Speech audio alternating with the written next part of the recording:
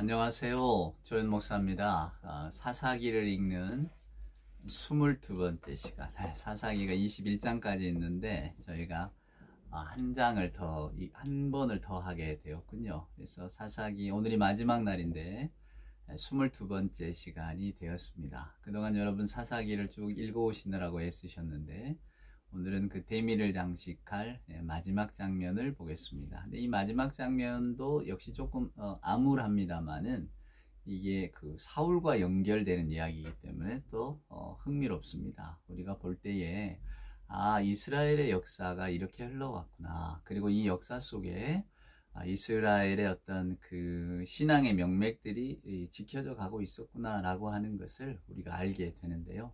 비록 낯선 이스라엘의 이야기지만 그렇잖아요. 우리가 학교 다닐 때 우리 역사를 배워도 여러분 무슨 삼국시대만 올라가도 까마득한데 이건 훨씬 더 뒤로 올라가는 이야기잖아요. 예, 그러니까 감히 이렇게 손에 잡힐 듯이 읽는다는 게 불가능한 이야기입니다. 하지만 최대한 그 시대로 돌아가서 그 시절의 공기를 흡입한다는 느낌으로 또 이 말씀을 보시면 더 생생하게 다가오리라 생각됩니다. 자, 19장, 20장. 예, 암울한 이야기지만 이 에피소드가 계속 이어져 있습니다. 19장에 한 레위인이 그의 첩이 능욕을 당하고 죽임을 당한 것을 이 마음이 분해해서 이스라엘 온 족속들에게 자기 첩의 시체를 12토막을 낸 다음에 다 보냈단 말입니다. 그래서 그 12토막이 난 시체를 받아든 이스라엘 사람들이 너무 분하고 너무 놀래서 미스바에 다 모여서 이 일을 처리를 하자. 그래서 결국 베냐민 지파에게 이 일들을 일으켰던 기브의 불량배들을 내놓으라고 했는데 베냐민 지파가 이를 거절했잖아요. 그리고는 그들과 이제 전쟁이 벌어집니다. 그러니까 이스라엘의 11지파하고 베냐민 지파가 싸우는 거죠. 내전입니다. 동족 상잔의 전쟁이 최초로 여기에서 벌어지는 거예요. 실은 그 내용을 보면 여러분 이게 동족 상잔의 전쟁이 벌어질 만한 내용입니까? 아니지요. 참 어처구니 없지만 이 작은 일이 이렇게 커져서 결국은 이스라엘 온 지파와 또 베냐민 지파가 다투고 싸우게 되는, 그래서 결국은 베냐민 지파의 모든 사람들이 진멸되어지는 아주 무시무시한 결과를 가져오게 됩니다. 딱 600여 명이 살아남아서 이제 도망을 가고, 그게 이제 20장까지의 이야기인데요. 자, 21장을 한번 보시겠습니다. 1절입니다. 이스라엘 사람들이 미스바에서 맹세하여 이르기를 우리 중에 누구든지 딸을 베냐민 사람에게 아내로 주지 아니하리라 하였더라. 백성이 베델에 이르러 거기서 저녁까지 하나님 앞에 앉아서 큰 소리로 울며 이르되 이스라엘의 하나님 여호와여, 어찌하여 이스라엘에 이런 일이 생겨서 오늘 이스라엘 중에 한 지파가 없어지게 하시나이까 하더니. 우리가 이런 내용을 읽으면 잘 이해가 안 돼요. 이게 하나님한테 원망할 일입니까? 예. 그리고 실은 이런 일들의 처리에 있어서 지혜롭지 못한 것도 사실이었죠. 물론 처음에는 베냐민 지파가 계속 실수하고 있는 겁니다. 근데 어찌됐건 베냐민 지파가 다 없어지게 생겼으니 또 이스라엘 사람들이 그 없어질 베냐민 지파를 위해서 또 울고 있단 말이에요. 그러니까 하여간이 12지파였던 그 끈끈한 유대감은 계속해서 살아있는 것 같아요. 우리 중에 한 지파가 없어지게 되었으니 이게 어떻게 됩니까? 울었단 말이에요. 그래서 여러분 4절에 보시면 이튿날에 백성이 일찍 일어나 거기에 한 제단을 쌓고 번제와 화목제를 드렸더라. 예, 이제 우리들의 잘못과 우리들의 다툼과 이런 것들을 이제 모두가 다 상쇄하는 그런 제사를 하나님 앞에 드렸다, 그 말입니다. 그리고는 이제 말합니다. 5절에 보니까 이스라엘 자손이 이르되 이스라엘 온 지파 중에 총회와 함께하여 여호와 앞에 올라오지 아니한 자가 누구냐 하니 이는 그들이 크게 맹세하기를 미스바에 와서 여호와 앞에 이르지 아니한 자는 반드시 죽일 것이라 하였습니다. 이스라엘 자손이 그들의 형제 베냐민을 위하여 뉘우쳐 이르되 오늘 이스라엘 중에 한 지파가 끊어졌도다. 그 남은 자에게 우리가 어떻게 하면 아내를 얻게 하리요? 우리가 전에 여호와로 맹세하여 우리의 딸을 그들의 아내로 주지 아니하리라 하였도다. 무슨 이야기냐면 베냐민 지파의 성읍에 들어가서 닥치는 대로 다 죽여버렸잖아요. 그러니까 여자고 아이고 노인이고 다 죽였단 말이에요. 도망간, 이제 그 전쟁에 패하고 도망간 베냐민 지파 남자 600명만 살아남은 거예요. 베냐민 지파가 끊어지게 생겼다. 웁니다. 근데 뭐라고 이야기했나요? 그들이 전쟁이 끝나고 미스바에 모여서 베냐민 지파에게 아내를 주는 자는, 아내를 주는 족속은 또 가만두지 않겠다 했단 말이에요. 하나님 앞에 맹세했단 말이에요. 그러니까 이제 화목제를 드리고 베냐민에게 우리가 너무 심한 짓을 했구나, 이제 정신이 든 거죠. 정신이 들어서 심한 짓을 했구나 후회하면서 그럼 베냐민 지파를 끊어지게 둘 것이냐? 그럴 수는 없는데 우리 중에는 여자들을 줄 수가 없다. 왜 우리는 이미 하나님 앞에 맹세하지 않았느냐? 이게 참 그 맹세와 윤리와 정의 사이를 막 오고 갑니다. 그런데 하여간 그러면서 또 어떤 묘책을 찾아냅니다. 그게 뭡니까? 이겁니다. 자, 또 이르되 이스라엘 지파 중 미스바에 올라와서 여호와께 이르지 아니한 자가 누구냐 하고 본즉 야베스 길르앗에서는 한 사람도 진영에 이르러 총회에 참여하지 아니하였으니. 야베스 길르앗 주민들은 이 전쟁에 참여하지 않았다 그 말입니다. 그러니까 온 이스라엘이 모여서 베냐민과 전쟁할 때에 야베스 길르앗에 사는 사람들만 빠졌다 그 말이에요. 그래서 오늘 이야기의 결론은 그러면 우리가 야베스 길르앗의 여자들을 베냐민 지파에게 주자. 근데 그냥 줍니까? 그냥 안 줍니다. 어떻게 합니까? 여러분 보세요. 11절 보세요. 너희가 행할 일은 모든 남자 및 남자와 잔 여자를 진멸하여 바칠 것이라. 야베스 길르앗의 족속을 다 진멸해버리자 그 말입니다. 그리고 거기서 처녀만 살려내자. 그래서 그 다음 구절을 보면 그들이 야베스 길르앗 주민 중에서 젊은 처녀 400명을 얻었으니. 젊은 처녀 400명을 얻었습니다.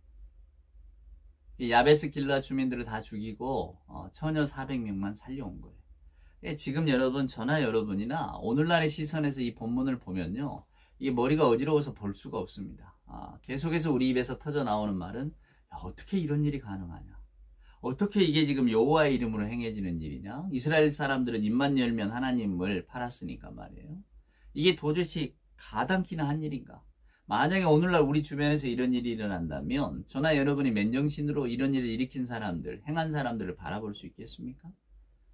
근데 뭐 이 시절엔 다 이랬나 봅니다. 그저 마음에 안 들면 죽이고 다 처단하고 전쟁에 지면 싹 빼앗고 남자들은 다 죽이고 오늘 여기 본문처럼 그냥 다 죽여. 관계한 여자들도 다 죽여. 오직 젊은 처녀들만 살려옵니다.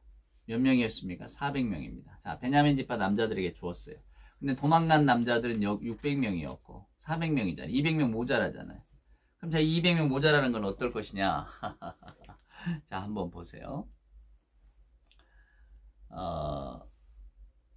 19절 한번 보세요. 또 이르되 보라 베델 북쪽 르보나 남쪽 베델에서 세겜으로 올라가는 큰 길 동쪽 실로에 매년 여호와의 명절이 있도다 하고 베냐민 자손에게 명령하여 이르되 가서 포도원에 숨어 보다가 실로의 여자들이 춤을 추러 나오거든 너희는 포도원에서 나와서 실로의 딸 중에 각각 하나를 붙들어 가지고 자기 아내로 삼아 베냐민 땅으로 돌아가라. 무슨 말입니까? 여자들 납치해 가서 아내로 삼으라는 거예요.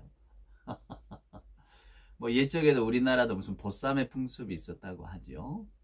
저는 어렸을 때 들었을 때 이게 너무 무서웠어요. 이런 이야기들이. 아니 어떻게 내가 내 집에서 자고 있는데 나를 보쌈해서 딴 집으로 데려간다고?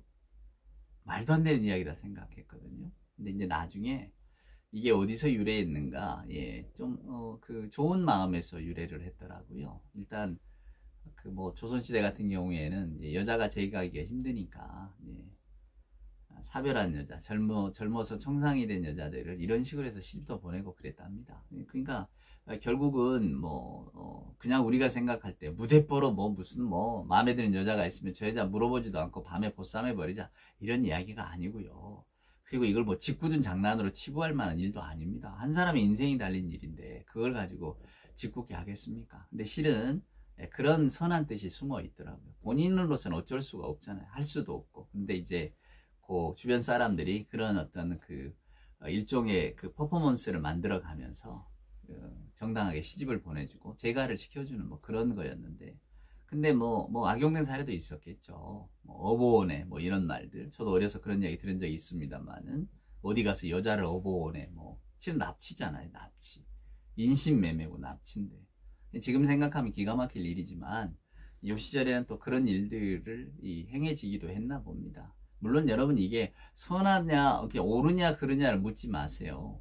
그런 어떤 우리의 윤리적인 걸 갖다 대면 이게 다 어긋나는 일, 엉터리 같은 일이죠. 그렇죠? 근데 오늘 이 이야기를 보시라 그 말입니다. 자, 이렇게 해서 결국은 베냐민 지파의 명맥을 이어갔습니다, 여러분. 자, 그런 일들. 그러니까 오늘 이 사사기 마지막 그 19장, 20장, 21장은 이스라엘의 어두운 영적인 현실을 그대로 저나 여러분에게 보여주고 있는 거예요. 이스라엘의 왕이 없었다. 처음과 끝이 수미상관으로 딱 맞아 있거든요. 보면 마지막 절 한번 보세요. 25절에 보면 그때에 이스라엘의 왕이 없으므로 사람이 각기 자기의 소견에 오른 대로 행하였다. 결국 지도자도 없고 하나님의 말씀을 끌고 이끌 영적인 지도자도 없기 때문에 이스라엘 자손들이 어떻게 했습니까? 가나안 땅에서 배운 대로 한 거예요. 각자 자기 옳은 소견대로 했다는 것은 자기의 욕심과 생각과 욕망을 그냥 따라간 거거든요. 근데 그게 가나안의 방식이잖아요. 가나안의 방식이 뭡니까? 힘에는 힘 아니에요. 힘으로 모든 것을. 네가 가질 수 있으면 다 가져라 아닙니까? 남의 것을 빼앗아서라도 가질 수 있거든 가져라. 원하는 게 있으면 소유해라. 뭐 이런 것 아니에요. 이게 오늘날의 그 자본주의의 생태하고 딱 맞닿아 떨어지는 거죠. 그래서 우리가 오늘날의 시대를 살아가면서 때때로는 답답함을 느끼는 것이 이런 힘들을 제어할 장치가 없는 거예요. 힘 있는 사람, 또 뭐 여러 가지 권력이 있는 사람, 돈이 많은 사람, 이 사람이 자기들만의 세계를 만들어서 끌고 가버리니까 부정한 일도, 부당한 일도 거기에 다 그 카르텔 속에 사라져 버리잖아요. 그러니까 이제 오늘날 살아가는 우리들의 마음에 정의를 향한 갈망이 있고 답답함이 있는 거죠. 그럼에도 불구하고 그럼 인간은 정의와 공정을 이룰 수 있을 것인가? 못 이룹니다. 우리들의 욕심이 다 개입되어 있기 때문에 그 힘 있는 자의 욕심에 따라서 욕구에 따라서 흘러가게 될 것입니다. 그것이 역사입니다. 그래서 성경은 그러한 세상의 역사에는 반드시 종말이 있다고 말하는 거예요. 주님의 개입하심, 주님의 심판, 주님의 다시 오심이 있는 거죠. 오늘 이스라엘 백성들을 보십시오. 지극히 현실적인 방법으로 모든 것을 해결했습니다. 한 레인으로부터 시작해서 내가 분하고 내가 당한 만큼 원수를 갚아야지 표시를 하니까 또 이스라엘 자손을 거기에 호응을 해서 자기 동족인 베냐민 지파 하나를 다 없애버립니다. 그러고도 이제 또 우리 12지파 가운데 하나가 없어지는 게 너무 좀 아쉬우니 그래도 좀 살려줘야 되지 않겠냐. 그래서 여자들을 구하는데 먼저는 길르앗 야베스 사람들을 다 치고 여기서 400명의 젊은 여자를 데려오고 그 다음에 이제 그 실로에 춤추러 나오는 여자들 가운데 또 한 200여 명을 보쌈에서 데려가고 그렇게 해서 베냐민 지파의 명맥을 이었다는 이야기입니다. 근데 여기서 저나 여러분이 눈여겨볼 게 딱 하나 있어요. 그게 뭐냐면 베냐민 지파에게 여자를 얻어주려고 이스라엘 사람들이 행한 일입니다. 그게 뭡니까? 야베스 길르앗이라고 하는 곳에 거주하는 거민들을 다 죽이고 처녀들을 뺏었잖아요. 처녀들 400명을 데려왔습니다. 근데 그 야베스 길르앗이 어떤 의미를 갖느냐? 이스라엘의 역사에서 이스라엘의 초대 왕은 여러분 아시는 것처럼 사울입니다. 사울이 어디 출신이냐면 길르앗 야베스 출신이에요. 그러니까 아마 그의 어머니가 사울의 어머니가 이 길르앗 야베스 쪽에 그 근거를 둔 사람이었을 겁니다. 그래서 여러분 사울이 맨 처음에 이스라엘의 왕이 되었을 때 그가 한 일이 뭔 줄 아세요? 암몬 자손이 길르앗 야베스를 침략할 때에 거기에 대해서 군사들을 불러 모은 겁니다. 그렇게 해서 길르앗 야베스를 도와요. 그것이 사울이 왕위에 올라서 한 첫 번째 행동이에요. 근데 사울이 이스라엘 자손들을 모을 때 어떻게 했는 줄 아십니까? 소를 잡아서 12토막을 냈어요. 각을 떴단 말이에요. 그리고는 그것을 이스라엘 자손들에게 보냈습니다. 지금 암몬 자손이 우리의 길르앗 야베스 거민들을 괴롭히고 있으니 우리가 가서 구해줍시다. 우리 전쟁해야 됩니다. 모이십시오. 라고 하면서 그 소 각든 12조각을 보냈단 말이에요. 뭐가 딱 느껴지지 않으세요? 등골이 승승하시죠? 맞습니다. 사울은 길르앗 야베스에게 옛적에 이스라엘이 했던 일을 나는 기억한다는 거예요. 여러분이 한 레이 사람의 그 여인의 12토막된 시체를 받아 들고 나와서 베냐민을 진멸하고 베냐민 지파에게 여자를 얻어주기 위해서 야베스 길르앗 사람들을 다 죽였잖아요. 그 야베스 길르앗 사람이 누군 줄 아시냐 그 말이에요. 바로 내 조상이라 이겁니다. 이게 사울의 마음이에요. 이스라엘의 초대왕인 사울은 그가 한 첫 번째 사역을 자기 길르앗 야베스 사람들의 어떤 그 원수를 갚는 데 썼다 그 말입니다. 그러니까 하나님께서 이스라엘의 왕으로 세워주셔서 너는 살이 흔들리지 말고 정의롭고 공의롭게 이스라엘 백성을 위한 왕이 되어야 한다. 이러고는 왕의 기름을 부어주셨는데 사울이 맨 처음에 한 일은 우리가 남이게였다는 겁니다. 제일 먼저 챙긴 게 자기 조상 길르앗 야베스 사람들의 형편이었다는 거예요. 성경 기자는 이걸 그대로 우리에게 보여줍니다. 저나 여러분이 길르앗 야베스가 그런 비극을 겪었었어? 뭐 그랬나 보다. 뭐 베냐민 지파가 그런 비극을 겪었었어? 그거는 베냐민 지파의 잘못 때문이지 왜 기브아의 그 거민들, 악행을 행하는 자들 내어주지 않아서 이런 일이 있게 만들었는가? 이런 식으로 가겠지만 설마 길르앗 야베스하고 사울이 연결될 줄은 아마 모르셨을 겁니다. 근데 사울의 첫 번째 사역이 길르앗 야베스 사람들의 어떤 원수를 푸는 일이고, 근데 길르앗 야베스 사람들의 도움을 청할 때에 온 이스라엘 족속에게 소를 12태막 내서 그걸 보냈다는 사실이 중요한 거예요. 사울은 결국 그 에피소드를 통해서 뭘 말하고 있느냐면, 나는 이스라엘이 우리 집안에게 한 일을 잊을 수가 없습니다. 나는 기억하고 있습니다. 당신들의 악행을 아시지요? 이런 뜻에서 그냥 다 보낸 겁니다. 그것을 받아든 이스라엘 자손들이 어떻게 했겠습니까? 사울왕 앞으로 다 나오죠. 싸우기 위해서. 괜히 사울의 눈에 들면 안 되게, 눈 밖에 나면 안 되겠구나. 이 사람 어쩌면 아주 무서운 왕일지 모른다. 아주 무시무시한 사람일지 몰라. 우리가 이 사울을 가볍게 보았다가는 큰 코 닥칠 거야. 우리 모두가 다 그 전투에 참여하자. 그렇게 해서 결국은 이 사울은 첫 번째 사역을 아주 성공적으로 마치게 됩니다. 자, 오늘 이제 사사기의 이야기로 돌아와서, 그래서 결국 어쩌다는 겁니까? 예, 그렇게 끝났어요. 이제 베냐민 지파도 여자들을 얻었고, 이제 또 그들과의 관계 속에서 후손도 낳고 살아남았겠죠. 그러니까 결국 오늘 이 사사기가 보여주는 일의 시작과 끝은 뭡니까? 그때의 이스라엘의 왕이 없었으므로 각기 자기 속여 노른 대로 행했다. 오늘날로 이것을 패러디해서 빗대면 지금 우리가 사는 이 시대에 하나님을 마음의 중심으로 모신 사람이 없어서, 그죠? 우리가 하나님을 중심으로 모인 사람이 있으면 그런 일이 없지만, 하나님을 중심으로 모신 사람이 없었기 때문에 어떤 일이 벌어집니까? 이와 같은 일이 벌어지는 겁니다. 사사기와 같은 일들이 지금도 도처에서 벌어지고 있는 거예요. 어쩌면 우리는 자기 소견 옳은 대로 살아가는 세상 속에서 자기 소견을 여전히 내세우면서 살아가고 있는지 모릅니다. 주님은 나의 최고봉이요, 주님만이 나의 생명이요, 예수를 나의 친구 삼고 찬송을 불러보아야 일요일을 넘어가지 않는다, 그 말입니다. 월요일부터 이 엄청난 세계가 우리를 이렇게 덮쳐오고 있으니까요. 현실은 무섭습니다.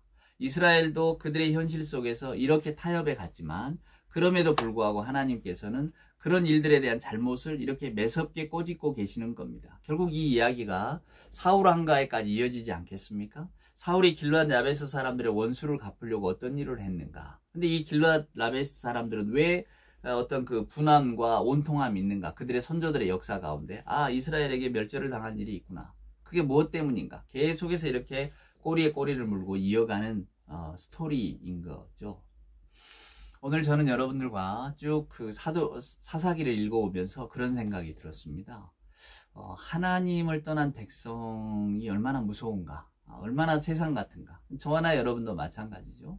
우리가 하나님을 우리 마음의 이정표로 세우고 살지 못한다면 우리는 지극히 세상적이고 오히려 더 세속적이고 어쩌면 세상에서 한 발짝씩 더 앞서가는 사람이 될지도 모릅니다. 그럼에도 불구하고 우리는 하나님의 자녀라고 하는 이 영적인 타이틀이 있기 때문에 그렇게 막 나가지를 못하는 거죠. 내 옳은 소견대로 행하겠다 이런 말을 못하는 거죠. 우리 주님이 말씀하신 대로 나와 남의 관계를 생각하고 또 우리 하나님 생각하신 것처럼 이웃을 사랑하라는 말씀들을 생각하시니까 언제나 우리 주변에 있는 사람들과의 관계 속에서 우리의 삶의 이치와 우리의 선택의 근거를 두잖아요. 그러다 보면 조금 더 모질게 할 일을 모질게 못하고 오히려 사랑과 자비와 은혜를 가지고 대하게 되는 그런 일들이 우리 안에서 일어나는 것을 우리는 종종 목도하잖아요. 자, 오늘 사사기의 이야기를 읽어왔습니다. 너무나 암울한 이야기입니다. 그래서 이스라엘에는 왕이 필요했는지 모릅니다. 근데 이 왕이 이스라엘 사람들을 온전한 대로 이끌어간 게 아니라 아까 제가 길르앗 야베스 이야기했던 것처럼 자기 동족의 원수를 갚는 일을 제일 먼저 제1호 왕의 업적으로 결국은 행하게 되는 사건들을 보면서 참 하나님 안에 새롭게 된다는 게 정말 어렵구나 라는 생각도 해봅니다. 자, 사사기 어떠셨나요? 영웅 이야기 같았지만 그러나 처음부터 끝까지 이렇게 쭉 들어보면 하나님의 이름을 포장해서 우리 인간의 욕심을 채운 이야기로 가득하죠. 내 의지가 언제나 앞섰던 것을 우리는 볼 수 있었습니다. 하나님의 뜻을 헤아리고 광야에서 40여 년 동안 훈련을 받았던 이스라엘 사람들도 막상 현실에 부딪히면 이렇게 엉뚱한 선택을 하고 엉뚱한 길을 가게 되었습니다. 자, 오늘 저나 여러분 앞에 놓여진 길들이 참 많습니다. 여러분은 어떤 길을 선택하시고 또 어떤 길을 어떻게 걸어 가시겠습니까? 그 선택의 결과에 따라서 우리들의 어떤 그 삶의 결과가 달라질 거라는 걸 우리는 너무나 잘 알고 있습니다. 주님이 오셔서 우리를 심판하실 때에 착하고 충성된 종아 수고했다 하실지 아니면 이 악하고 미련한 종아 하실지 우리는 알 수 없지만 착하고 순종한 마음의 종이 되기 위해서 오늘도 주의 말씀을 읽으면서 마치 이 말씀을 경계석 삼아 우리의 삶을 돌아보는 그런 계기가 되는 말씀으로 삼았으면 정말로 좋겠습니다. 사사기를 여기까지 들어주셔서 감사하고요. 이제 다음 시간에는 우리 신약성경으로 넘어가서 우리 주님의 이야기를 나눠보도록 하겠습니다. 저도 이 구약 이야기를 쭉 하다 보니까 우리 주님의 이야기가 좀 갈급해졌어요. 예수님의 이야기를 읽으면서 또 그 안에서 우리 하나님의 참뜻을 한번 찾아보겠습니다. 자, 고생하셨습니다. 감사하고요. 그리고 마가복음에서 다시 만날 때까지 평안하시기를 축원합니다. 고맙습니다.